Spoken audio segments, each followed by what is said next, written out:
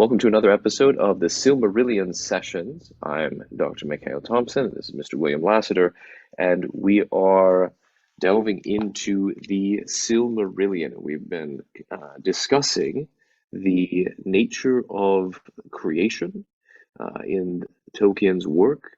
What does creation mean? What is the nature of art versus fabricating something versus bringing something into being? And we've been having a conversation about the gods in our last episode. What are the gods? How do we understand the gods? Why does Tolkien have these, can we even call them gods, in Middle-earth? And how does that relate to our experience of the machine? And I think what we've really come to is, in the course of our conversation, is that it's clear that no matter what we want to call them, and whether we exist, whether we identify them or name them in this way or not, we regularly, in fact, it's clear that in our daily sort of interactions, in our view of the cosmos, whether or not it's true in the environment, let's say, but at least within our world, our worldview, is that the machine gods are very real and ever present. The gods of the machine. See previous episodes for more about the machine. But the gods of the machine, they're there, they're present, they're a present reality. And so what do? We have to set against, what is the only thing that one can do? And that is to set against the machine gods, set against them the images of the true gods. And so now is the final moment. We're going to address the gods. Well, not actually going to address the gods. We're going to talk about them. Talk about the actual Ainur and Valar in detail, by name. Who are they? What do they do in Middle-earth, in the Legendarium? But before we even get to the Ainur, we should recap a little bit here and review what, we've got Eru, the one who is called by the elves Ilúvatar. He seems to be God in the way that we would ordinarily think of gods, with this supreme being of some sort. William, who is Eru? What sort of god is he, and how does he relate to the Ainur, Valar, and all of that? Great question to kick off.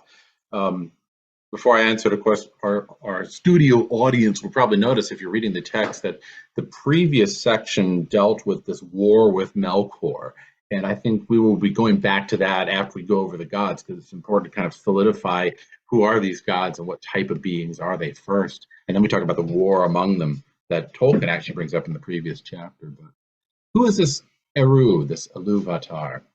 I think I mentioned, was the last time I mentioned that I heard a recording that pronounced it Ilúvatar, which emphasizes the father form of that character.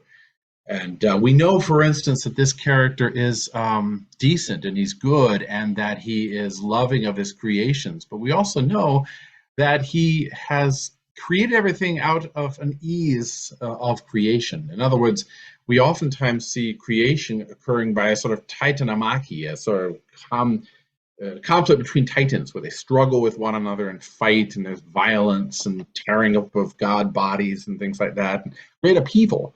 And that creates the world. And this one is very similar to what happens in the book of Genesis. And in the book of Genesis, you have God simply saying, let it be, and it is so. And that's kind of what Ilúvatar is. He sings it, and it becomes a reality. And it points to what type of being is doing the singing. So, for instance, if we see the titanomachy and the struggle and the violence, there's an assumption from that the gods themselves are warlike, are violent, are destructive in order to create. But if, for instance, we see them as singing something into existence, there's much more of a sense that this god is a peaceful god, more in control, more in knowledge of himself and the world around him, and that he is much more powerful than a god that has to struggle and fight and do violence in order to create. So we know that about him. Eru, or Ilúvatar, is, and I'll say Ilúvatar, not Ilúvatar, because though it emphasizes that father. That's not right. Doesn't work, yeah. I think that Eru is a god of peace. He's a god that sings. And if, for instance, if we look at the book Leisure, the Basis of Culture by Joseph Pieper, Pieper points out in that book that the ability to have calm and safety and security is the basis of being able to create artwork and philosophy and all sorts of crafts and the like. You can't do that when you're violent or when you're scratching an existence out of the earth. So really, it's a god here. Eru is a god of culture. He's a god of tranquility, who is able to create beautiful music, beautiful art, mainly because he is at rest. He isn't fighting other gods. There isn't a Titanomachy with him. So he's very similar to, again, the Genesis god. One more thing. So you've got a god of culture. You've got a god of peace. You've also got a god who's all powerful, right? But he's not power as in beating down other gods, like Odin and Zeus do that. But he doesn't do that. He is there and in communion with them. And as we'll see when we fight with Melkor, there's no beat down between Eru and Melkor. Eru just says, nope, sorry. And that's it. Right.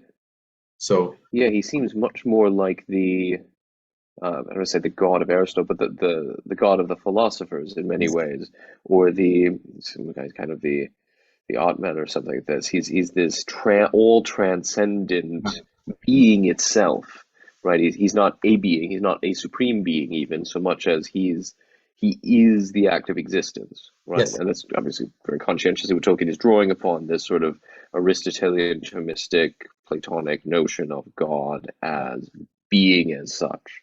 Above all creation, above all existence, he's somehow outside or beyond it in that way, utterly transcendent.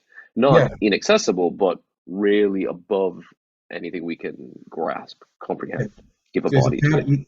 God of culture, God of light, God of power. He's a god that transcends the world and also surrounds the world. And he's also got, like, I grew up with an interesting upbringing where I read everything from Shakespeare to Conan comics. And in Conan, by Robert E. Howard, I think. But in Conan, the god is Crom, the god of war. And Crom is this tough god who demands blood of his followers. He's a very violent god. And I was, struck me as amusing and kind of interesting. But it's the demanding of blood from your followers.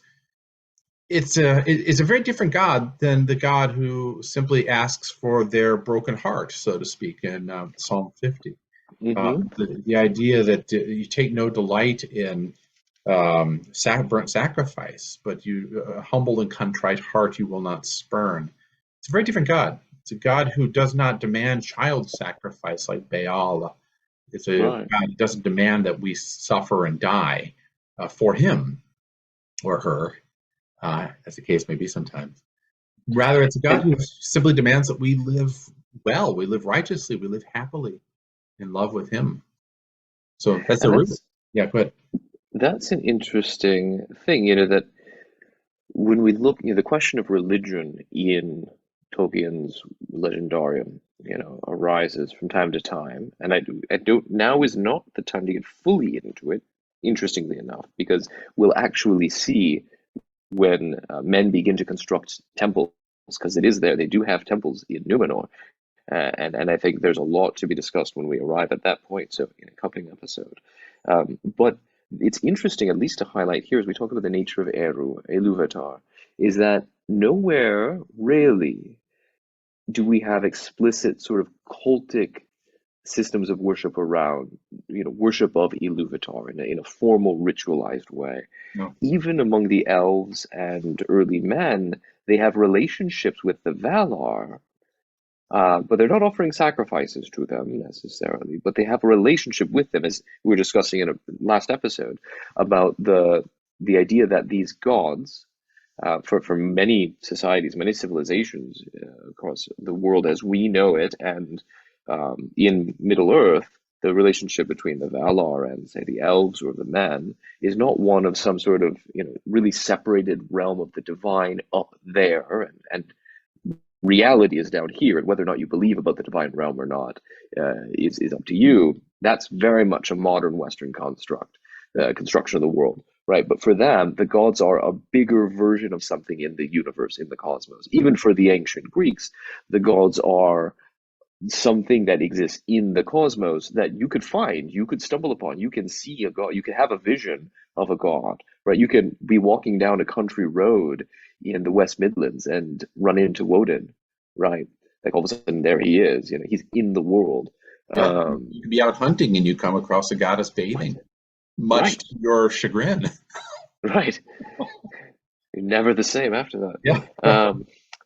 But so they're very much a part of the world, and they do have a way of honoring the Valar, and venerating them in various ways, and interacting even face to face from time to time. But that Iluvatar and then the ethics, that was the other thing I was saying, is that there is an I would say like a formalized ethical system in the way that the modern liberal way of thinking about this, and I mean liberal in the classical liberal sense.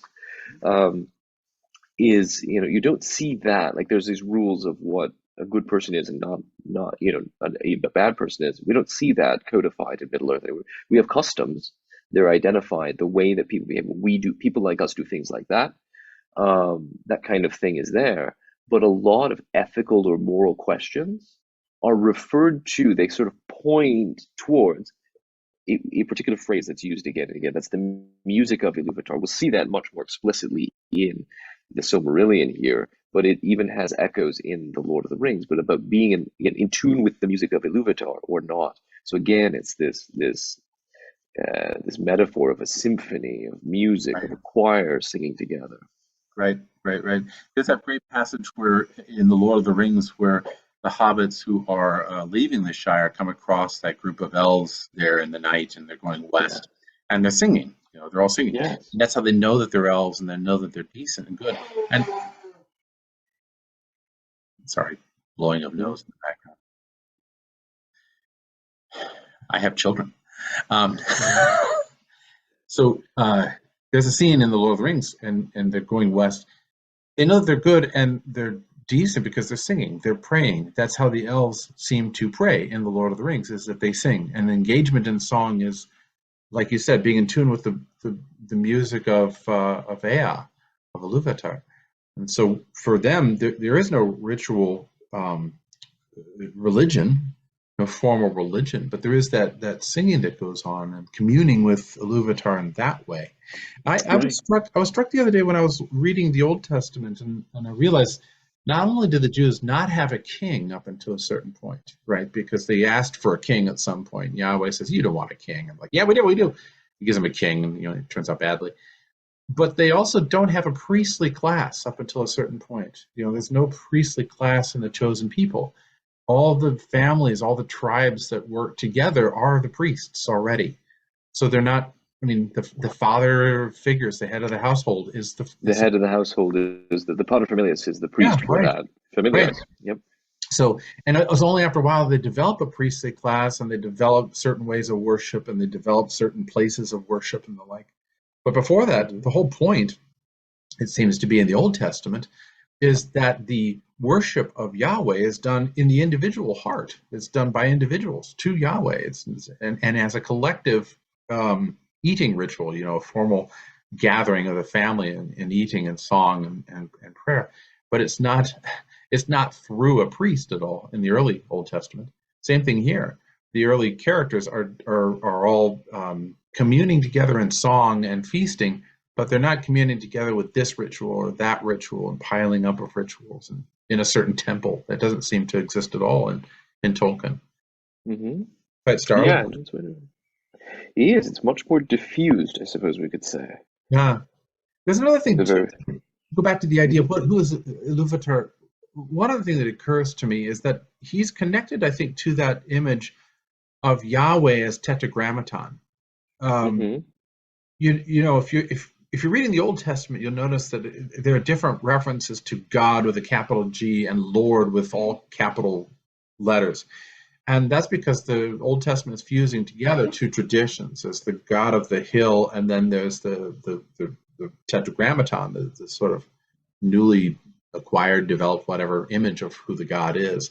And so when you talk about the God of the hill, I forget whether that's Hashem or Elohim. I think it's Elohim. But when you talk about the God of the hill, that's capital G God. And then when you talk about the Hmm. Tetragrammaton, that's Yahweh.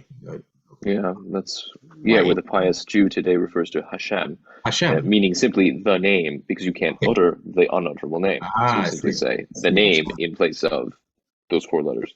Excellent. Okay, so between the name and the god of the hill, you have this fusion of the two, and it becomes this one god that they're referring to.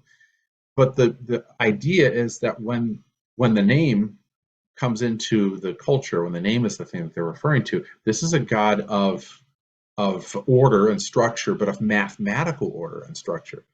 He does everything orderly. He does everything mathematics is removed from the immediacy of life. It's a transcendent form of thinking about the world.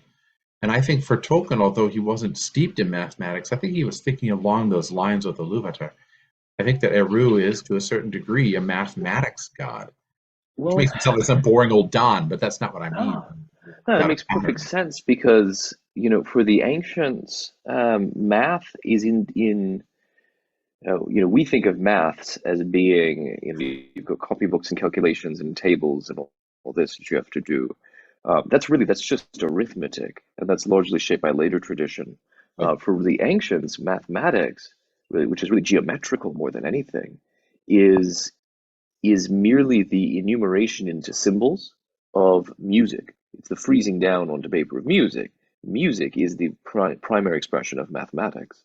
And so the fact that Iluvatar sings the creation into being is perfectly in accordance with this. I mean, if we think more Pythagoras and less, fifth grade algebra, I think we've got a closer picture of what mathematics means in that context. Yeah. And in the sense of the Ainur, the Ainur, our closest equivalent is something like angels, but it's like I think we spoke last time about how there Yeah. are ranks of angels. These are angels as in messenger beings, sort of go-betweens between the main source of being and the created world, I guess you could say. So there are Yeah. lots of the Ainur, but there are specifically these Valar that go into the world and are most recognizable by the beings of the world and are associated or connected with. Right.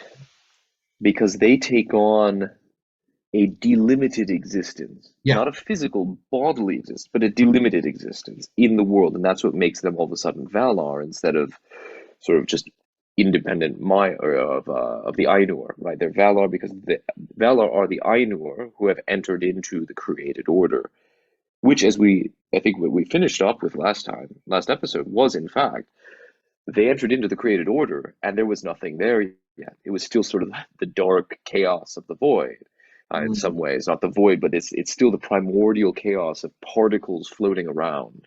And so now everything that they had sung into being outside of time, they've now entered into time and have to go and move pieces about. Right? That's what they spend their time doing, and that's the very last chapter before we get the enumeration of the Valar themselves, right. is that the Ainur who desired it, entered into the world at the beginning of time, and it was their task to achieve it, and by their labors to fulfill the vision which they had seen.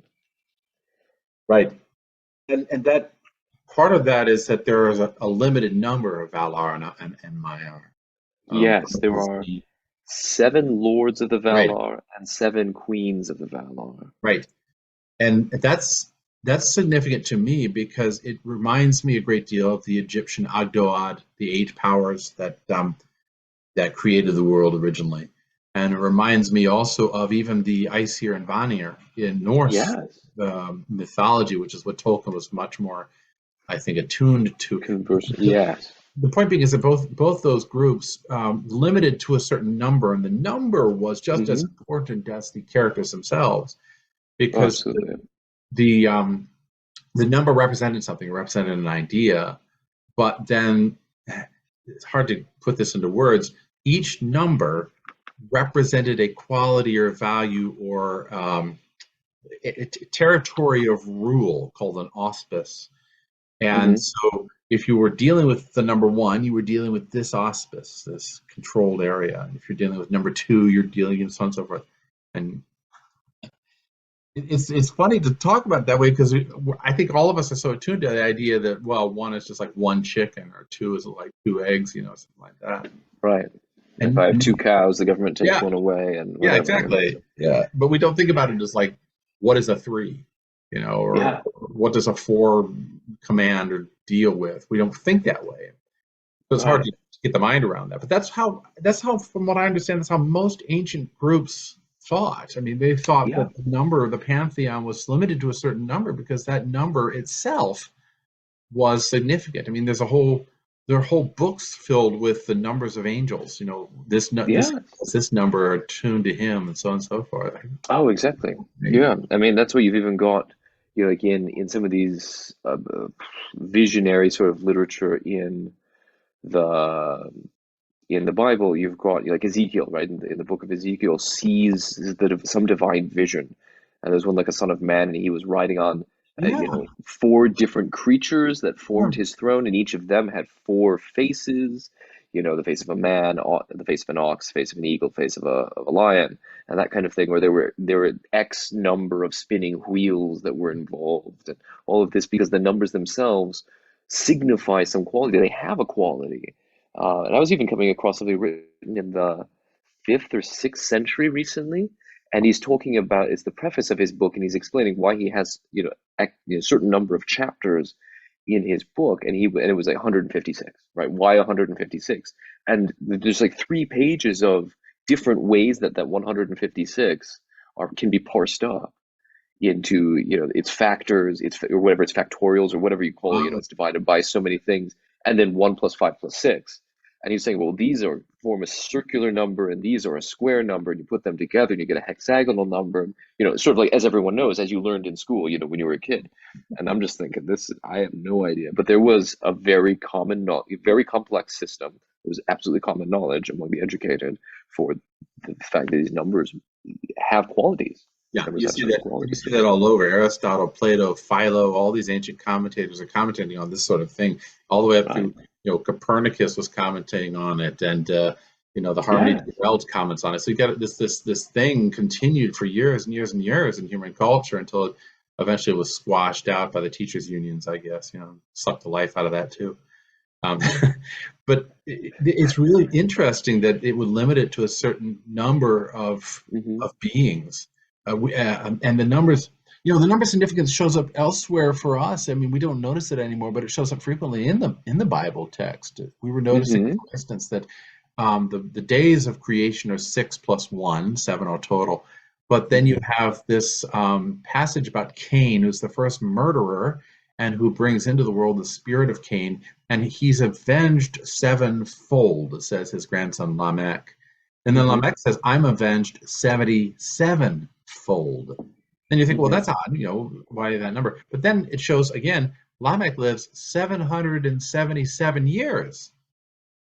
So there's something going on there, 777, 77, 7, and then 7 of the other.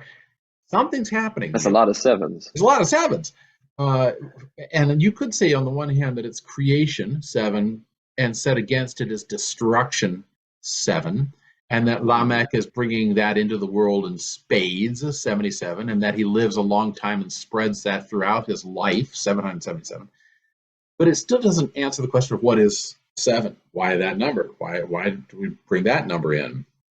Um, there, there was a thing where the struggle between the Babylonian gods and the Greek god systems, over time. And I think the Babylonians said there had to be 12 gods all total, or was Hmm. it 14 or something like that? And the Greeks would say no, it has to be this other number. And it's like this struggle over how many gods there are. Like for us as a modern, like who cares? It's like that's so weird to think about that. But they were very adamant that this is the number of gods that exist, and not that Hmm. number. And so the Hmm. number is a very significant thing. Um, It is. Tolkien, I think, has at least some idea about what this is about. I mean, he wouldn't. I really don't conceive of him just sitting down and say, "I'll just pick a number, 7, whatever." And this is why, I mean, he spends so much time. This is the work. So the Silmarillion and the related Valaquenta and Ainulindale are the works that he spent the longest on, right? He started Yeah, working on these before he wrote. Like, these were starting to come into being as ideas, as various partial manuscripts and fragments and notes, long before he even started writing The Hobbit. yeah, And it wasn't published until 1977, after his death. It was published by his son, went through and combed and tried to put together all these notes. And it's been republished with various modifications since then, as certain editorial decisions were made to include or this, that, or the other version in place of a previous version, when they found that to be more consonant with the whole corpus, let's say. So it's something that very much he's very conscientious about. Yeah, and he's putting here the Valar specifically being 7 and 7 from make 14. Yes, But he's very also saying, explicitly. that there's a masculine and feminine version, and this doesn't. Yes. So there's 7 and 7. There's masculine and feminine, and they're even. That's worth noting. There's 7 male and 7 female, not men and women. Actually, not even male and female. It's masculine and feminine. Feminine. Because they transcend maleness and femaleness. In fact, by being not bodied, right? Yep. They're not embodied, unlike us. And he says, you think, and this is the whole thing, is he's not just making a claim about his fictional world, but he's making a statement about the real world. Because remember, all of this is supposed to be prehistory of our own world. Right. Long time ago, a galaxy very close at hand. He says that these are the names in the Elvish tongue as it was spoken in Valinor, though they have other names in the speech of the elves of Middle-earth, because we see the evolution of language among the elves, which we will see in time. But he says, and their names among men are manifold. So what he's talking about there is the fact that all the gods of the Hindus, of the Egyptians, of the of the pre-Zoroastrian Persians, of the Greeks, Romans, Norse, what have you, those are all names of these 14, of these Right. 7 and 7. And they may understand them in different ways. They may devise means of worshiping them in different ways. May have different relationships with them, but fundamentally, here's the claim about reality. Somehow there's That's a claim, the and that's why the number is significant. That's the thing. And it's really any claim about God is a claim about reality. It's a claim of what is it that we're actually dealing with, and that's why people fight so vehemently over gods, and that's why people fight so vehemently over the number of gods and what they rule. It's because what you're really claiming is this is how we should live, and not the way you claim, but the way that we claim. And here you have, as you said, a claim that these gods that we now deal with have very ancient roots. They go way, way, way back. And for Tolkien, it seems like the 7 and 7 that he creates then manifest in various forms in known human culture. That is the actual written culture, Hindu or Christian or Babylonian or Persian or whatever it is. But they're the same qualities, the same things that are being looked at, the same things that are being worshipped. To comment, I think I might have commented on this last time, but if I didn't, just to clarify, the masculine and feminine is really more about how they address the world. The powers that be address the world in either a masculine or feminine way. In their relationship to creation and their relationship to each other. Yes. Right. And we could call them something else, but they've always been called masculine, feminine. Remembering that masculine and feminine, the kids at home, masculine and feminine is first and foremost a grammatical construct. It does not refer to things with sex and gender. That's male and female. Masculine and feminine is an abstract principle applied to non-personal things, typically. Precisely. So for argument's sake, you could say that they are the day and the night, the masculine and feminine. Yes, right. Or you could say that they are the conscious intellect and the subconscious reflection. You could say that. Mm-hmm. But whatever the case, they are an address of to the world and to each other in a certain way, which is classified by most people as masculine and feminine. So when he's creating 7 and 7, he's creating 7 sets of 2. That's very much like the Ogdoad, which is four sets. 4 sets of 2. And why, to some degree, you could say, well, why 7? It could be answered by the idea that 7 is an indivisible number.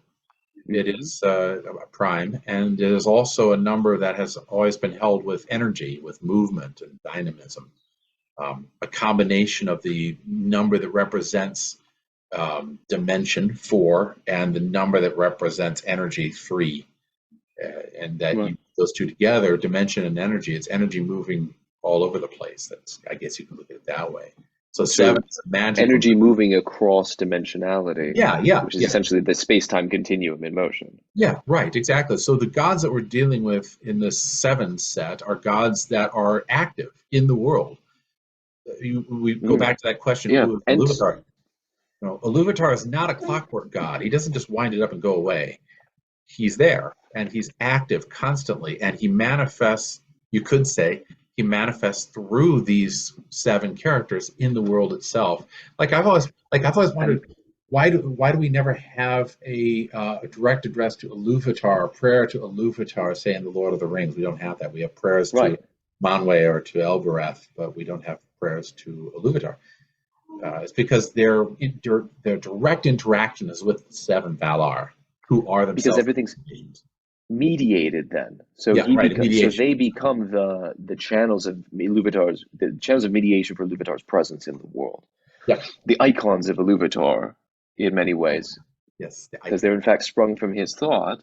And so we see manifold 14 different aspects of 14 different windows into who Iluvatar is. Yes. And to speak to that, you said the icons. Icon is a Greek word. It just means a shape or image or form of something. Image through which we can see something. Yeah, right. But it also conjures up the Byzantine and the Greek, technically artistic art icons. The actual icon itself. I had a friend who says he doesn't like icons because they look so unreal. But that's the point.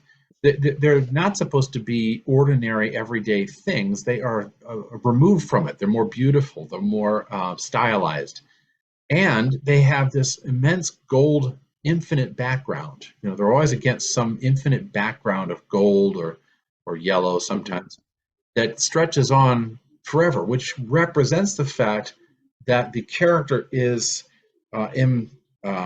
embedded in the infinite light that from which he springs. Exactly. So, there's that line which back earlier in this chapter where it says,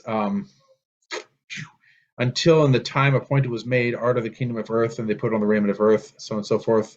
Here it is. They labored in the regions of Ea, which are vast beyond the thought of elves and men. Okay, vast beyond the thought of elves and men, which is kind of a good epithet to say about Iluvatar in general, that he is vast beyond the thoughts of elves and men. Right. What we conceive or what we see in the 7 manifest gods is only just a hint, tremendous as it is only just a hint of the immensity of the actual divine, the Ein Sof, because the light. We have the 7 and 7 Valar, and yet we never are told the number of Ainur that nonetheless still sprung from his thought that helped sing creation into being in the first place. They're numberless, or we don't know the number. And then we'll see also this other form of creature, the Maiar, which we'll talk about shortly here, who also are, their number is unknown to the elves. And few of them have names, if any, in any of the tongues of the children of Iluvatar, that is, elves or men, because they seldom appear in a physical form, but they're sort of lesser spirits, let's say, that inhabit the various realms of the world and do various things. And we'll meet some of them personally in the Tales of the Silmarillion, and there's speculation that some of the people you know and love from Lord of the Rings, and maybe even The Hobbit, are in fact Maiar. You're talking specifically about Tommy? About Mr. Gandalf? Well, Gandalf is a Maiar, yes. Gandalf and the wizards are fairly solidly subcategory of Maiar in some way. Yeah. But there's been speculation that Tom Bombadil somehow fits into that category. Although I have my own theories, I don't think he quite does. But yet he also does at the other, depending on how you understand Maiar. But Goldberry would be a great example, in fact, or at least her mother, River Woman's daughter, right? Goldberry is the River Woman's daughter. River Woman, the spirit of that particular river, would in fact, by definition, be a Maiar. I guess I just bring that up kind of sardonically because there is a program which depicts the arrival of one of those characters as sort of an intergalactic hobo, rocketing to Earth like like a burning star. Well, And it's just like you kind of missed it there, buddy. But I'm yeah. sorry, I shouldn't go too tangential on that. To me, Right. that it's sort of like the incarnation of the Trinity as the three heads of Satan in Dante's Hell. Yes, Okay. it's the Trinity. Yeah, but Like that somehow. So let's take a look at who these Valar are. We've got yep. the 14 Valar in their due order, Tolkien says. First, Manwë, then Ulmo, then Aule, Orome, Mandos, Lorien, and Tulkas. Hmm.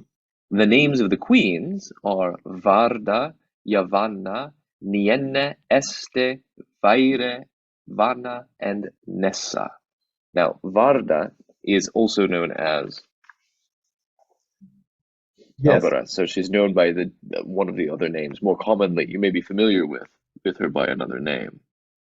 And where's Melkor in that? Melkor is counted no longer among the Valar, and his name is not spoken upon earth. Oops. Melkor. So that's 7 and 7 plus 1. 1 extra. Throw away 1. So there's 15 minus 1 of Valar. Right. So we've got Manwë and Melkor were brethren in the thought of Iluvatar. And so that kind of sets up this idea that Manwë and Melkor, that Melkor is somehow maybe like a shadow self of Manwë, or a shadow version of Manwë. He's whatever, evil Superman, or what is that? I'm not familiar with these comic worlds, but Yeah. But the mightiest of the Ainur who came into the world was in his beginning Melkor. Melkor was the strongest of the Valar. But Manwë was dearest to Iluvatar and understands most clearly his purposes. He was appointed to be, in the fullness of time, the first of all kings, the lord of the realm of Arda, that is to say, the physical earth, and ruler of all that dwell therein. Right? So he's the king of the physical earth, Manwë. In Arda, his delight is in the wind and the clouds. So he's, in many ways, he's the sky god type that you were mentioning in the previous episode. He is surnamed Sulimo, the lord of the breath of Arda. So he governs sort of the world soul, the world breath. All swift birds, strong of wing, he loves, and they come and go at his bidding. Yeah, Right? so So things like eagles. yeah, right, exactly. The eagle is a perfect example and used frequently throughout the story. So there's a lot there. I put up Dan Haynes' poster here of the Valar just for reference because I think it's such a good example of what we're talking about. Perfect. And just a quick plug for Dan, if you want to buy it, he makes them by hand. Okay, $36 by hand, and there's a link in the video. But it's really cool. interesting to see. You've got Manwë up in the upper left-hand corner, and you've got Melkor in the lower right. So he includes Melkor among the Valar depictions, even though in Tolkien he's not mentioned. But look what Manwë's holding. I love that. He's got a little eagle there. Yeah, Birds in the air, Sure. And it's really interesting to me that Manwë and Melkor, it says, are brothers in the thought of Iluvatar. Right. This is an interesting point here is that Tolkien has been accused by some people of being Gnostic, that he is, I don't remember the term, but it's a term of an equal struggle between dark and light. Right. Is that Manichaean? Is that Manichaean? Yeah, Manichaeism. Yeah. A particular variety of post-Zoroastrian Gnosticism. Yeah, Zoroastrianism, right. That it's that there's this equal struggle between the two. There isn't an equal struggle between the two because Manwë is a manifestation of Eru. He's a manifestation of Iluvatar. He is not. Yeah, Iluvatar has no counterpart. No, he doesn't. But the immediate creation, you can say that Iluvatar does, is Manwë and Melkor. Beautiful voice, and then Manwe, the Sulamo, the Lord of the Air. So you've got a guy who represents the void or the darkness, and then you've got a guy, for lack of a better term, a god, who represents the movement of air and breath and life. Manwe's representation of air and breath and life is akin to the Jewish idea of breathing ruha into man, breathing the air into man. Yes, ruach, breath, wind, breeze, spirit. Yes, and even in Greek, pneuma, spiritus in Latin, it all means breathing. It's all that feeling when you open the window and things come in, and what you do in and out of your mouth when you're not choking on something. Yeah. In the same way, yes, we have the breath of God, of Iluvatar, being also the thing that creates or manifests or has an auspice over the created world. But he is brother to Melkor. Yeah. And this sets up something which is a theme that comes up over and over again in the rest of the Silmarillion, is the brother struggle with brother. Yes, exactly. You could look at it on one side that no good work exists without conflict. And so you have to have conflict for a good work to exist, or to be a good work. But you could also look at it as sort of a tragic thing here. And I find that the fall of Melkor to be more tragic in my mind than the fall of Satan, of Lucifer. Yeah, no, I think that's right, because it's tapping into, or it's purporting to be the sort of the root source of that almost ubiquitous fratricide theme in origin stories around the world. That you've got Cain kills Abel, Romulus kills Remus, and it's just you've got bloody murder, brother turning against brother, treachery, and so because it gives that character, right? It's not just some isolated Lucifer angel guy decides to get jealous and now has to go sulk for eternity in a bottomless pit, but rather there's treachery involved. There's treachery against one's own brother. Yeah, there's treachery, and there's a heartache of the fact that the family is rent apart, it's rent asunder by the death of one of them. The only other similarity I can think of immediately is is Seth and his brother Osiris. Seth and Osiris in Egyptian mythology, but even there, it's not as it doesn't strike me as tragic as this, despite the fact that Seth rips Osiris to pieces.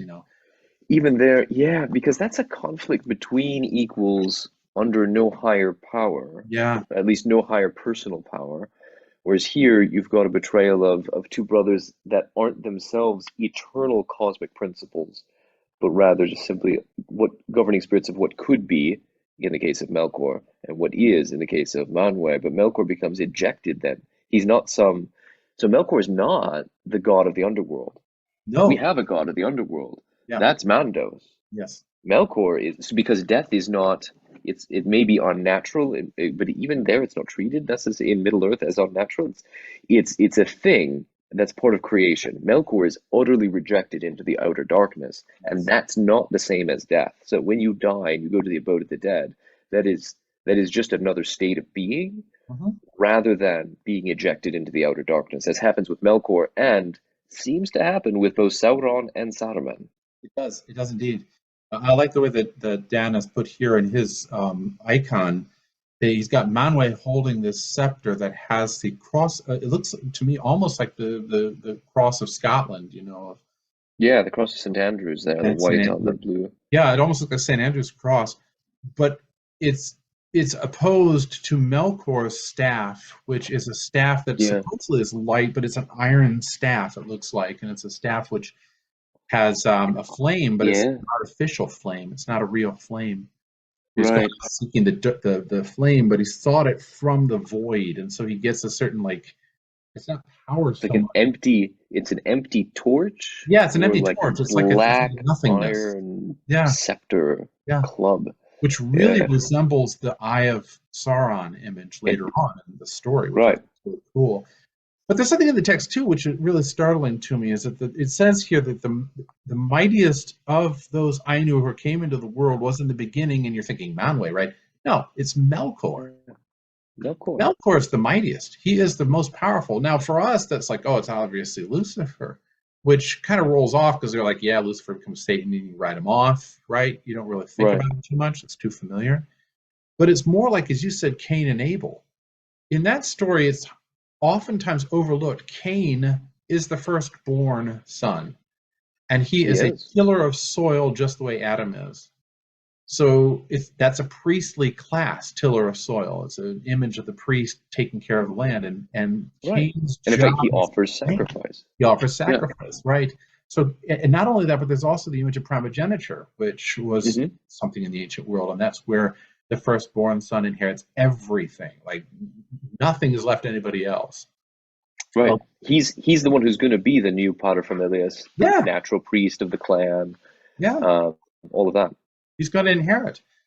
So Cain has no reason really to kill Abel, except that he's jealous. He has a void and a dark Purely out of envy. envy, if Yeah. you call it that. Yeah. Melkor has no reason to go out into the void. He has everything. He's the most powerful. He's most close to the mind of Eru, of Iluvatar at the beginning. Hmm. The story is repeated again with the story of the prodigal son in the New Testament, where the focus is Yes. not on the prodigal son, who's actually more like Abel. It's on the older son who's tilling in the field and gets ticked off when he hears his brother being celebrated. That's the Cain image in Hmm. that story. So Yeah. here we've got this. I think Tolkien is really noodling that Cain, Abel, prodigal son, brother image here, repeating it as something which is not accidental. It's something that's fundamental to the very creation of the world.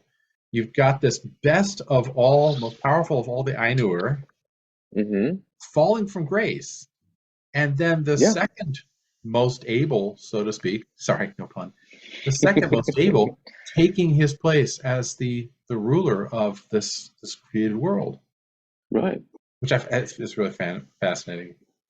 And so he's the king. Manwe is the king. He dwells. He delights in the wind and the air, and because he's over the spirit of the whole created order of the physical earth, physical Yes. earth, distinct from Ea, the world, which is the whole cosmos, the whole universe. He's specifically with the earth. Varda, we know more commonly as Elbereth, Mhm. is the one who dwells with Manwe, right? She dwells with Manwe. So he has his feminine co-principle. She's the lady of the stars, and she knows all the regions of Ea. So she knows. So it's interesting. You think if you're thinking along the way that 19th, 20th century, early 20th century anthropologists, historians of myth talk about the history of ancient peoples. You've got the sky god and the Mother Earth goddess, right? You'd think with Manwe being the sky god equivalent, okay, he loves the air, the sky, birds, got it. He's the sky god. Varda, she's going to be the earth goddess, right? You read, nope. She's the goddess of the stars because she has her auspices are the whole universe, Yeah. the cosmos. In other words, the heavens. Right. She's the goddess of the heavens. He's god of the sky on earth. And so, in many ways, she also then encompasses him in the same way that the sky encompasses the earth. And so, but she's intimately connected to the earth nonetheless. So Yes. you've got this double where they're inverted into one another, mutually interpenetrating, I suppose you could say. There's a mutual inversion there. Because she knows all the regions of Ea. She's the lady of the stars. And her beauty is too great to be declared, in the words of men or elves. For the light of Iluvatar still lives in her face. So her face shines the light of Iluvatar himself. Her power is in light, and her joy is in light. She came to the aid of Manwe. So now we get a little bit of a story. She comes to the aid of Manwe when there's this primal conflict between Manwe and Melkor. She comes to the aid of Manwe because she knew Melkor from before the making of the music. Somehow she had an intuition from the mind of Iluvatar that Melkor was going to cause trouble. She hated him even before he began to sing disharmoniously. And he hated her and feared her more than all Ah, others whom Ero had made. He yeah. hates Elbereth Gilthonia, the star kindler, Varda, Lady of the Stars, above all others, and fears her more than Fears all others. fears her. Yeah. So we'll see that, of course, in his. So she rejects him. You know, she's rejected by Satan and by all his works and his pomps and Yeah, his yeah, effects. yeah. So that's why the spiders, that's why the goblin, that's why everybody recoils at the name of Elbereth, or at the light from her star, that, or the light that Galadriel captures. Now there's a direct connection between Elbereth, Varda, Yes. and Galadriel, which we'll see when we get to Galadriel coming onto the scene. Yes. And I'm sharing right now that great poem, just so we see this. This is what is sung in the Lord of the Rings uh, Hmm. by Frodo, I think it is, or is it? I think it's Frodo at some point.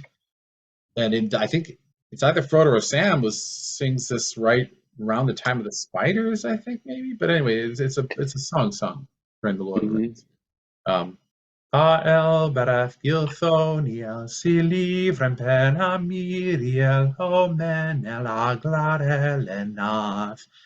Necere palandiriel o gala theminen orath fan wilos lelina fon nefear si nefearon. It's a wonderful, wonderful piece of Yeah, Elvish, but it's a prayer to Elbereth, it the is. Star Kindler. Yeah, Wonderful. it is. And here's one other interesting part about the interplay between Manwë and Elbereth Varda. And this corresponds, if you're following along and you've got your whole library beside you, take a look at the two towers just when things start to fall apart, at the early part, in the beginning, when Frodo runs off and Boromir's going to try and snatch the ring from him, and you've got these two pillars on either side of the lake, either side of Rauros Falls. There's the seat of hearing and the seat of seeing, right? They want to run up there and see what's there.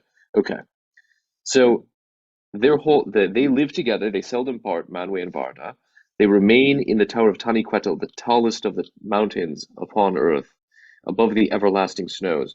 When Manwë ascends and looks forth, if Varda is with him, he sees further than all other eyes, through mist, through darkness, and over the leagues of the sea. Mhm. If Manwë is with Varda, so now we've inverted that or switched that, reverse that. Manwë is with Varda, she hears more clearly than all other ears the sound of voices that cry from east to west, from hills to valleys, and from the dark places that Melkor has made upon earth. Right. So That's right. together, that each one is necessary for the other's sort of supreme power, or whatever, to be augmented Right. to its maximum capacity. Right. And this is this same power. We talked about this before. How these are manifestations of actual powers that exist. This same thing is shown in other god images, if you will, by the sight of birds. You know, so Odin with his crows, they go out and they see further, or Zeus with his eagles, they go out and they see further. But it's interesting that Tolkien brings up not just seeing but hearing. Hmm. Sight is an active tool, if you will. It's an active Yes, sense, and your it vision goes out to penetrate things. right, and it penetrates using light. So it's a Hmm. realm of the day, and it's a realm of the masculine power, and it's also something which you can say is most closely associated with intellection. You know, the whole idea of the light bulb going on, bing. You know, light is Bing. infused Right. into the eyes, or as they used to say, light shoots out of the eyes so that you can penetrate into things. So that's Hmm. that masculine power associated with Manwë. But hearing, interestingly enough, is an equally powerful sense. It is a sense which is passive rather than active. It reflects rather than penetrates. Receptive. It receives things into it. It receives rather than imposes. It Hmm. it is the thing which is contemplative. It is the thing which what is the phrase? It holds all these things in its heart. You know, he hears them and holds all these things in its heart. That's what is said of Mary when Mary is perceiving all these different things, like the birth of Saint John the Baptist and things like that. And Yeah. when the wise men come to visit, she holds all those things in her heart. So she's receiving them and holding them in her heart in a contemplative way. And therefore, it's like she is the image of a starlit heaven because she's got Yeah. all these stars are ideas. They're little points of light. Yeah. She's got all these ideas that are in her cloak, so to speak. Right. there's a great image in Egyptian mythology, for instance, of Mother Sky and Father Earth. A little point of history is that there are some cults in the ancient world that were Mother Earth and Father Sky, but the Egyptian was Mother Sky, Father Earth, where the Earth Mm, was the thing that generated the life that then was held by the sky, by Mother Earth. Fascinating to see how that works. Um, Unlike the Mother Earth that was the womb of the earth out of which everything sprang in other cultures. So we talk about going back to a female cult or a feminine cult. Which cult are we talking about? This one, right. this one here. I like it that she enhances him. He brings out the best in her. The two are Yes, complementary. exactly. And now Ulmo is the Lord of the Waters, but he is alone, so he doesn't have a feminine counterpart. He is the Lord of the Waters. He dwells nowhere for any length of time, but moves as he will among all the deep waters of the earth. He is the next mightiest after Manwë. So the sky and the waters are the two strongest powers. And they were closest in friendship before Valinor was made, which is the city of the Valar. We'll see how that comes into play later. But after that, he seldom went to the councils of the Valar, spending his time floating around on the water, essentially, instead of coming up. I mean, he's the waters, he with the waters, and the waters can't come up the mountain, so he kind of just stays down there. But he keeps all Arda in his thought, and he has no need for any resting place. Moreover, he does not love to walk upon land, and will seldom clothe himself in a body after the manner of his peers, which we'll hear more about, how they kind of can assume or put on a garment to appear in physical form. But he seldom does this. Um, the children of Eru beheld him. If they beheld him, they would be filled with great dread. Or when they do behold him, on those rare occasions, they're filled with great dread, for the rising of the king of the sea is a terrible thing, as mounting wave that strives to land, with dark helm foam crested and raiment of mail shimmering from silver down into shadows of green. It, The trumpets of Manwë are loud, but Ulmo's voice is deep. he doesn't look like too threatening a character necessarily here. He looks like some, like kind of a nice priestly figure almost. But I like the way Dan has the fish, like the netting for Mhm. the arms and then the spear. But one of the things about Ulmo that Yeah. we forget, most ancient cultures saw the sea, the ocean, being divided into freshwater, saltwater, and Hmm. that salt water was for many cultures was a saltwater feminine, but for other cultures it was a saltwater masculine river that surrounded the world. So, Hmm. like with the Norse, there was this river around Middle Earth, and that was bounded by a serpent. And for the Greeks, there was this masculine ocean that surrounded the world, and then there were feminine bodies of water here and there that were salt water or freshwater. So we forget that most ancient cultures saw our world as surrounded by waters. Yes. Even the Jews saw that it was the waters were separated from the waters, and the world was created in the midst of the waters. So Right. The waters, world exists in this sort of cosmic womb of yeah, amniosis. yeah. It's like an amniotic sac in a way. It's our world is a bubble in the midst of this vast, very profound depth, a tahom, a Mhm. deeps call to deeps, as it says.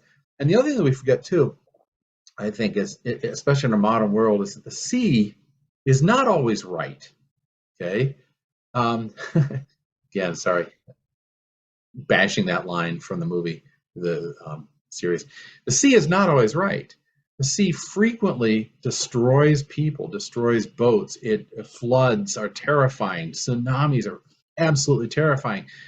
The ancient world experienced or had in its vestigial memory the memory of a flood so tremendous that it's almost inconceivable for us to think about today. There's just a great bulk of evidence, which we can get to in a future evidence, that there was a flood around 12,000 BC, which was glacial Lake Missoula that flooded, and it was miles high. not Yeah. feet high. It was miles high, and within a day or two, it scoured the western landscape of America. Now, that amount of water arising was not unusual. It has happened before in the world and has happened in human memory. That is, humans Yeah. walked the Earth and probably walked North America when this thing occurred in North America. They certainly walked the Earth when the North Sea was created, because the North Hmm. Sea used to be this open plain. Apparently, they've named it Doggerland since, but it was like the plains of America. And at some point, there was apparently this under ocean collapse of a shelf, and that caused displacement of the water. The water rose up, and within a few days, this massive flood came in, and within a few days, that entire area of the North Sea was just, it was an ocean, it became a sea. So the rising of the ocean is, I mean, it is a frightening thing. And even if in recent memory, if you look up the Boxing Day floods, the Boxing Day tsunami, Hmm. that's horrendous. Or see the movie The Impossible. It's a great movie, but it Mm. really shows you the power of Ulmo, so to speak, to destroy everything in sight if you wanted to. And at Right, the same because he's not. time, he's not placid. And at the same time, the power of Ulmo to surround everything and sort of envelop everything. And I think here's a very touching element that I've not heard, I've not seen in some of these other mythologies, but that Tolkien includes here, is that Olmo. So we know, so Olmo is like the ultimately untamed, right? He's next in power after Manwë. He's strength, but his strength among men is like a bull in a china shop. And that's how we can describe our relationship to the sea is we're bits of china sitting on the shelf when a bull walks in, you know. But the touching part here is that almost sometimes will come up the firths inland to make music upon his great horns, Yeah, and those who hear the music, it dwells ever in their hearts, and they long for the sea. That longing for the sea never leaves them again. But he also comes up the rivers and the seas and the fountains and the springs. All of these are in his government. And so, though he dwells in the deeps of the sea, all water is connected to him right. in the same way that every stream flows to the sea. But here's the interesting part: is he's the Lord of all water, fresh and salt, and all salt water, even tears. So he's also the God of tears, because for the seas, rivers, and fountains spring up, and the elves say that the spirit of Ulmo runs in all of these veins of the world. So the spirit of Ulmo is in all waters, and so it is.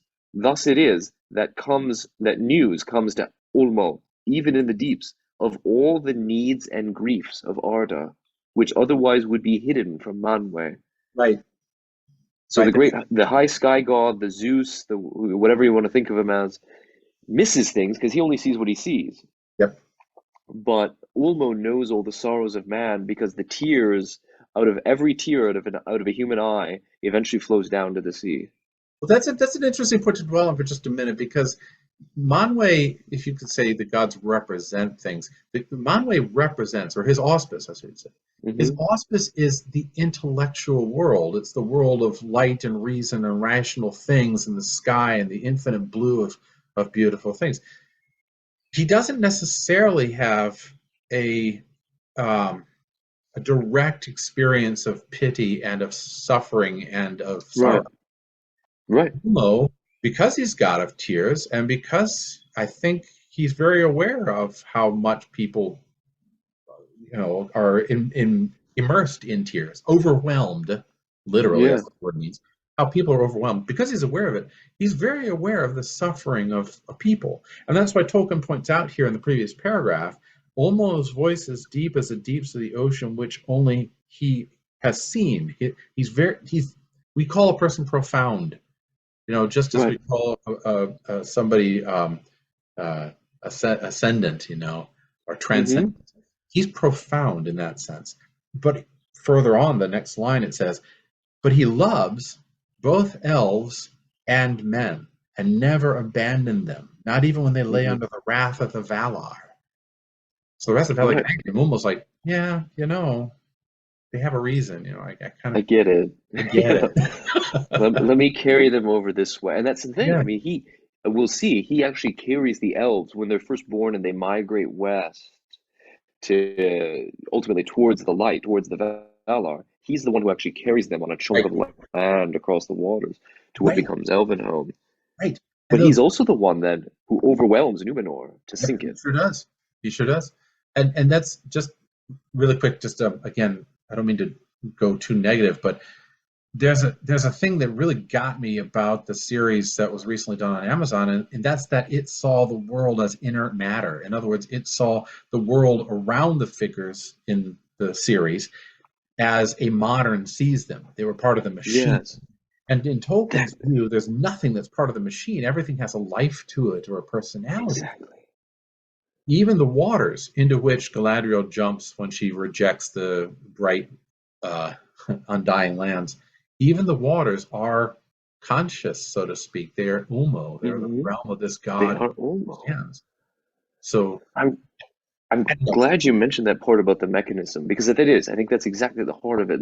They see it in a mechanistic way that all this is just inert matter Yeah, around the people, and that is not how somebody who's not a modern sees the world. yeah, no, and this sense that Tolkien has, you see later with Legolas, of course, who's longing for the Yes. ocean, but it's a longing for the open sea and the adventure of it, but also the beauty and the peace and the excitement. And Mm-hmm. I can think of a number of songs that speak to this idea of Right. just this beauty of the ocean or beauty of the water or the clear, calm morning on the lake when you go out fishing or whatever. Yeah. That's the sense of Ulmo.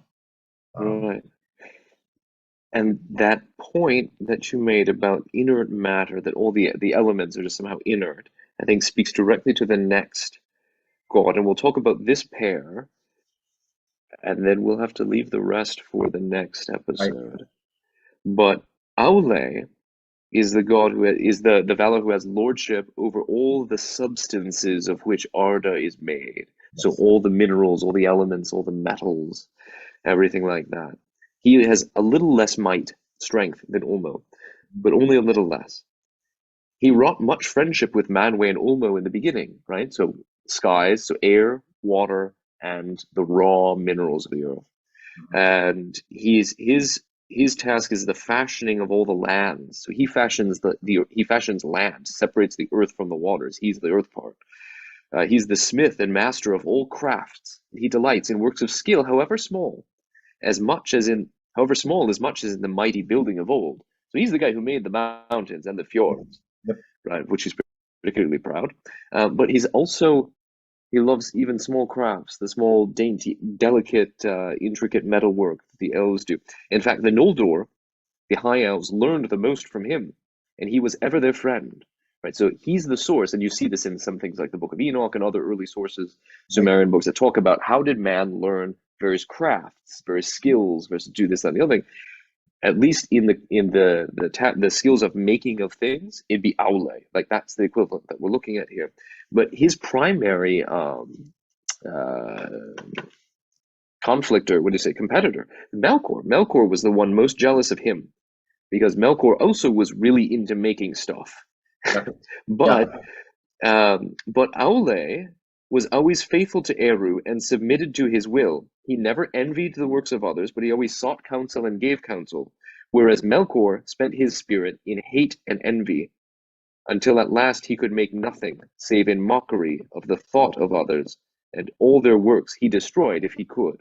Mhm. So Melkor is contrasted with Manwë, and he's subsequently contrasted most with Aule. Yeah. Now, the Which is, spouse of, yeah, say something I to was that. going to say, it's striking because we frequently forget that Aule is a very important player in all of this. It's, Mhm. if I'm not mistaken, it's Aule who crafts the dwarves in the earth. Is that right? Aule is the father of the dwarves. That's Yeah. exactly right. And he is obedient to Iluvatar because Iluvatar wants the elves to come awake first. And so he says, okay, fine. And he shuts all the dwarves down. He basically turns the off switch on them and they go back to sleep. And they only come awake after the elves have come awake in Middle Earth. So Right. there's that obedience that goes on. But there's also this other thing too. If I'm not mistaken, it's Aule who is also the inspiration for the forming of the rings later on, and also for the Silmarils to a certain degree. Hmm. And Insofar as yeah, he's the craft. He's the one from whom the Noldor learn crafts, Right. and Melkor then insinuates himself as the Phantom of the Opera, other teacher of Feanor who goes and makes the Silmarils. Yeah, and it's almost comical to me in that sense, because Melkor is almost like the bully who comes along and kicks over your sandcastle, you know. Yeah, that's about it, right? He doesn't like the fact that Aule or anybody is better than he, or is able to craft things of beauty. He wants to craft things too. Right. And so he goes about destroying these things rather than building anything of worth. That's Which again, exactly why would you right. do that? Why would you? And it's interesting to note, Aule is the only other one of the Valar that creates a sentient being, person, humanoid type thing, right? Right. Iluvatar directly creates the elves. Iluvatar directly creates man. Mm-hmm. Iluvatar, Iluvatar does not directly create the dwarves. The dwarves are directly created by Aule, or so they're subordinately created. The creations of Aule.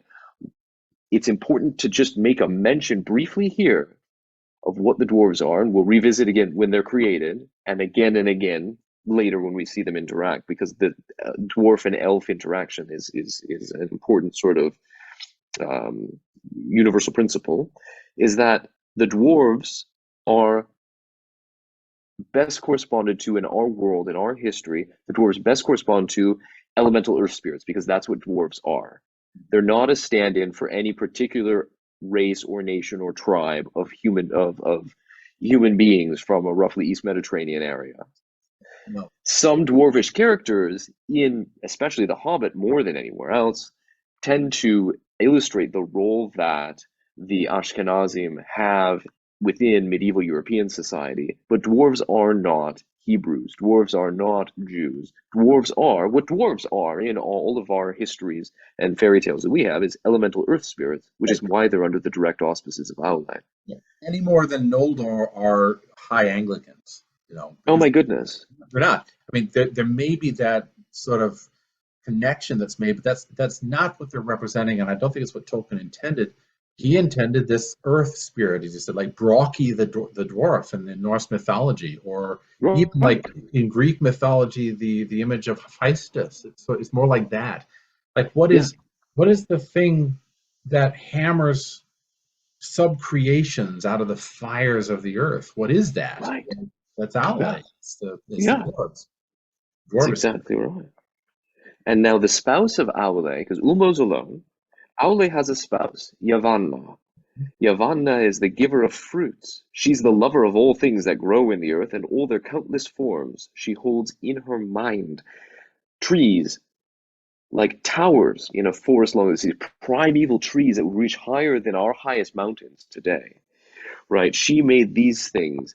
In reverence, Yavanna is second only to Varda, Elbereth, among the queens of the Valar. In the form of a woman, so when she appears in a physical garment, she takes the form of a woman robed in green, not unlike Goldberry for that matter, robed in green, but at other times she takes other shapes.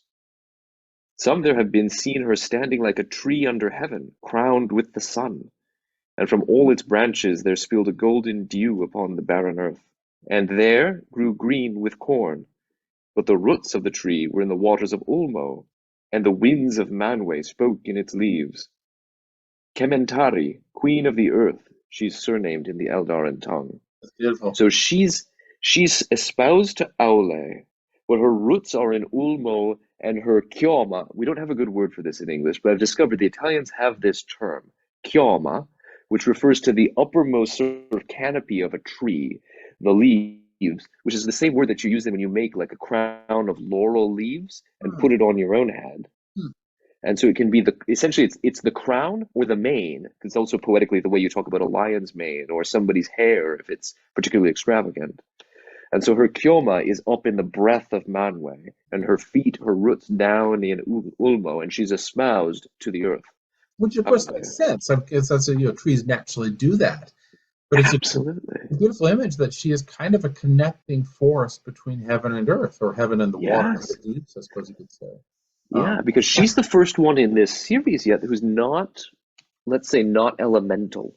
No, right. Even Elbereth is light. Manwë is the sky, air, Ulmo's the waters, Aule is earth. She's the first living thing Yes, yeah, in the sense first of her living. auspices, living things, particularly plants. Yeah, and I love the fact that in Tolkien he's got the two united to each other because they both bring something out of the earth. You know, one brings the gems and the metals and all that and stonework out of the earth and the fires of the earth. One brings the trees and plants and crops up out of the waters and the earth. So they both bring Yes. something out of the earth.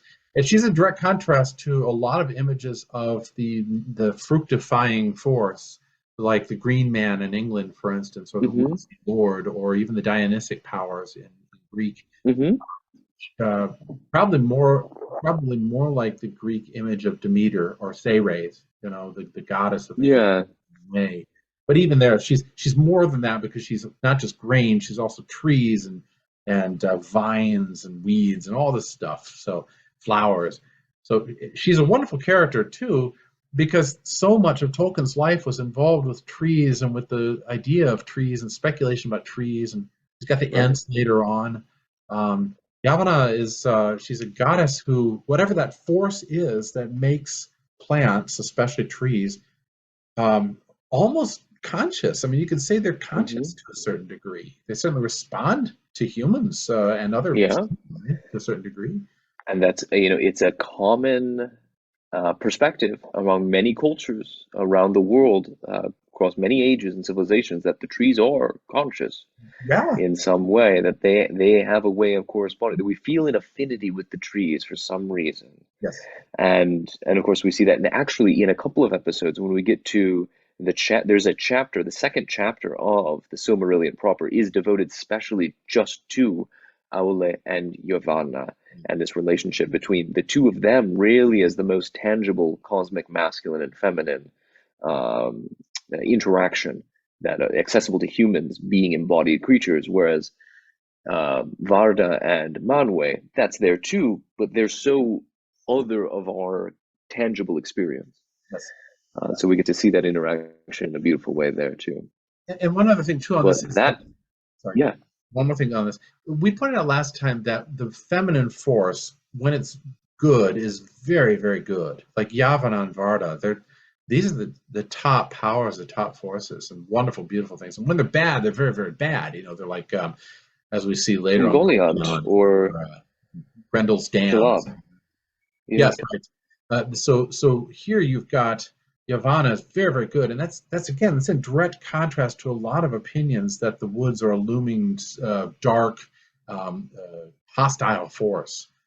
Right. Tolkien says they're not. The force, whatever that is, the force that threw the green fuse, Hmm. that force is embodied in the feminine force of Yavanna, quiet, silent, powerful as anything, but not hostile, not Not angry, trying to hostile. Right. devour mankind. Again, I love the way he does this. He's not creating this hostile gods like the gods of Cthulhu. He's developing gods and Right. goddesses that are they're supremely good, supremely kind, Hmm. supremely merciful, but powerful as heck. Just Yeah. not powerful as heaven, I should say. So, Right. I think that's that. And in our next episode, we'll dive into essentially these are the six or the five greater of the Valar, and then we'll see the remainder who are play somewhat of a lesser role, yeah. and then the Maiar, that mysterious other category of spirit. How do they play in? Well, good. Thank you. This has been really Thank you, enjoyable. William. So I suppose we should close on that, eh? Yeah. All right. Excellent. Well, Well, that's a wrap. thank you very much, and farewell wherever you fare. Till your Ares receive you at the journey's end. And may the wind under your wings bear you to where the sun sails and the moon walks.